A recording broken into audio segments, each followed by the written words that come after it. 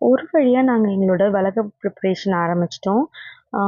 டிசம்பரில் தான் வளகாப்பு வச்சுருந்தோம். ஆனால் வந்து அதுக்கு முன்னாடி மழை டைம் வந்துடும். ஸோ அப்போ எதுவுமே பண்ண முடியாது அப்படிங்கிறதுனால 1 மந்த் அஹெடாகவே எல்லாத்தையும் பிளான் பண்ணி ரெடி பண்ணி வச்சிடலாம் அப்படிங்கிற மாதிரி தான் பிளான் பண்ணியிருந்தோம். ஸோ அதுக்காக தான் அன்னைக்கு வந்து பர்ச்சேஸ்க்கு போகலான்ட்டு இருந்தோம். ஸோ பிரன்ச் மாதிரி சாப்பிட்டுட்டு போயிடலாம் அப்படிங்கிற மாதிரி தான் ப்ரிப்பேர் பண்ணிட்டு இருந்தேன்.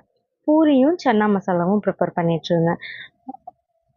சின்ன வயசுலலாம் ட்ரெஸ் எடுக்க போறது, இந்த மாரி ஷாப்பிங் ஏதாச்சும் போறதுன்னா வந்து, எதுவுமே வீட்ல சமைக்கக்கூடாது. எல்லாமே வெளிய போய் சாப்பிடணும் அப்படிங்கிற ஒரு எந்தூசியாசம் இருக்கும் இல்லையா? இப்போ லேட்லி எனக்கு அது வந்து சுத்தமா இல்லாம போயிருச்சு.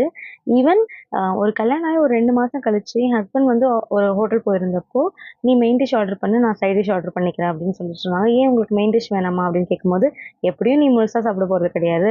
அத ஏன் வேஸ்ட் பண்ணுவானே, ஷேர் பண்ணி சாப்பிட்டுறலாம்" அப்படின்னு சொல்லிட்டு சொன்னாங்க. என்ன மாரி எத்தன பேர் சாப்பிட முடியலன்னா, கூட வர கைப்புள்ள கையில தள்ளிடுவீங்கன்னு கமெண்ட் பண்ணுங்க.